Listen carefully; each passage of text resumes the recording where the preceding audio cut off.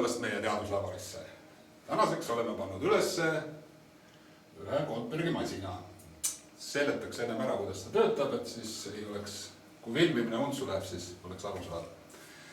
Katse algab siis vee valamisega topsi, mille järgi vesi liigub teise topsi, kus lükkab välja lauatennise palli. Seal sees on tegelikult 2 palli ja 1 marmorkuul. Olgu öeldud, et siis on kõik ära kasutatud. Siin on 2 karpi dominokive, veel 1 marmorkuul, mis kukub siis läbi toru vastu tennispalli, mis lükkab sõitma meie ralliauto, mis siis rallib vastu teist tennispalli ja nüüd tuleb olla väga ettevaatlik, sest siin on MacGyveri teibist tehtud meremiin, mis sisaldab 100 knokat.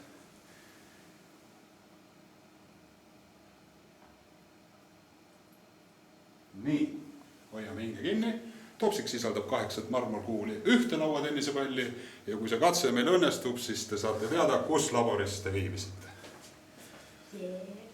Nii, alustab.